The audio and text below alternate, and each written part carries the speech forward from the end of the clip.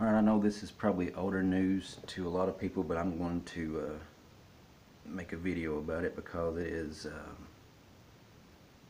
very interesting. And I'm going to be discussing the November 23rd, 2016 affidavit of Steven Avery. And then I'm going to compare it to the November 4th, 2017 affidavit of Steven Avery. Specifically, just a couple of points here. Okay, as we all know, on the November 23rd, 2016 affidavit, paragraph 11, Steven says that sometimes I use the star 67 feature when I make calls from my cell phone. When I called Miss Halbach at 2:24 p.m. before she arrived and 2:35 p.m. on October 31st, 2005, after she left, I dialed star 67 so that if Miss Halbach did not answer, she would not see my number and feel like she had to return my call. I called at 2:24 to see when she would get there, but she didn't answer the call. Okay, paragraph 12. Miss Halbach got to our property around 2:31 p.m. When I looked out of the window of my trailer, I saw her taking a picture of my sister's van. I put on my shoes to go outside and pay her. I saw her start to walk toward my trailer when I was going outside, but when she saw me, she waved and turned around and walked to her car. I went over to her car and I remember she was sitting in the driver's seat with the door open and the engine was running. I went over and handed her $40 in cash for the ad. She gave me an Auto Trader magazine and drove away. I remember she turned left on Highway 147 from Avery Road. I'm going to skip down to paragraph 14. Steven says, I looked at the Auto Trader magazine that Miss Halbach gave me and saw that they had front loaders for sale. I called at 2:35 p.m. to see if she could come back to take a picture of a front loader I wanted to sell in Auto Trader. I hung up before Miss Halbach picked up the phone. Okay. Now I'm going to go on down here a little bit to the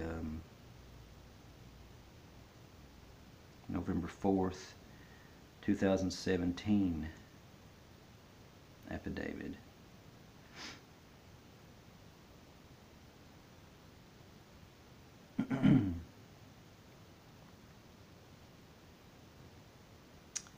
Okay.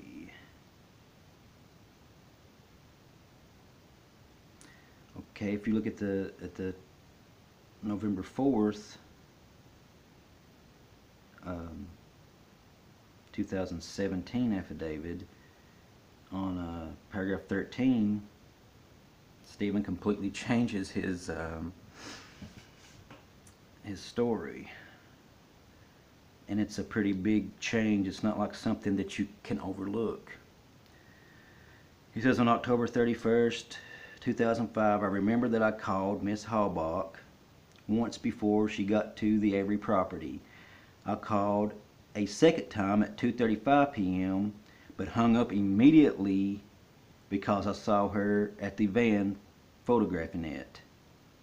I have had an opportunity to review my phone records to refresh my memory. Based upon my recent review of my phone records, I know that Miss Halbach began photographing Barbara's van at 2:35 p.m. So, the 2:35 call was one of the calls that I always questioned, because I know that was the time that Teresa got to the property, even though Steven insisted during all of his police interviews that it was between 2 and 2:30.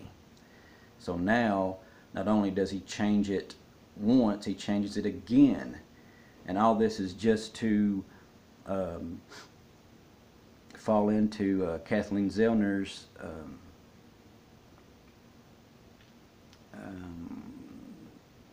theory of how all this took place. And you can tell by reading this, both of the affidavits, especially the November 4th, 2017, that Kathleen Zellner pretty much is the one that wrote this. Why would you? I mean, how can you not see the bullshit in this? I mean, it's obvious that her ego is so big that she doesn't care. I mean, she's talked so much shit that, you know, she can't turn back now. She's not going to, even though he's already lost credibility because he's changed his story 2 or 3 times, completely changed it. I mean, you're not going to forget, you know, trying to reach Teresa and be on the phone and then see that she's out there, you know, and you're not going to dismiss that. You're not going to forget that. How are you going to, I mean, and then say that you caught her back at 2:35 because you wanted her to come back and take a picture of the front end loader.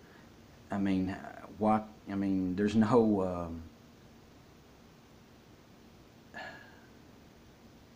excuse.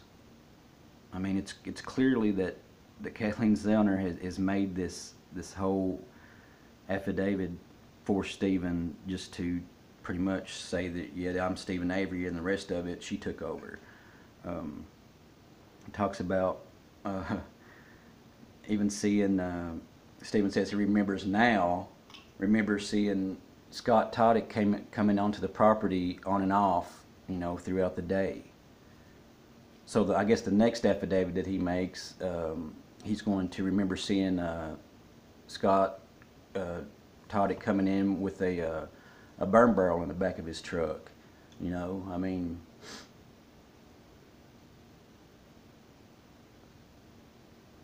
it's just so, I don't know, I can't really explain it. It's just,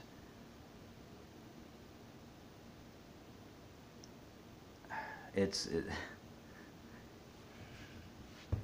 funny that, you know, you still have people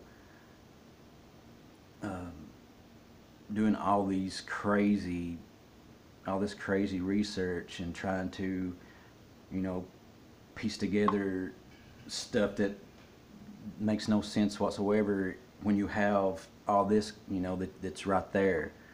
And I mean, didn't Kathleen Zellner think that people would see this? I mean, that destroys his credibility right there. So that just throws completely whatever credibility, what little he had, it's gone. You know, because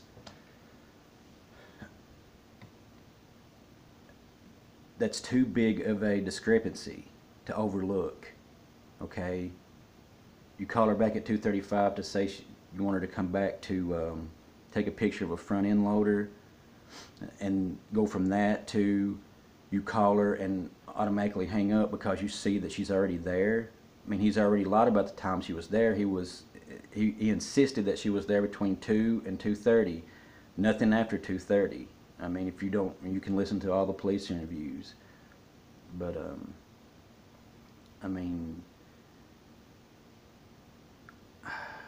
I guess if you want to keep chasing Bigfoot, good luck.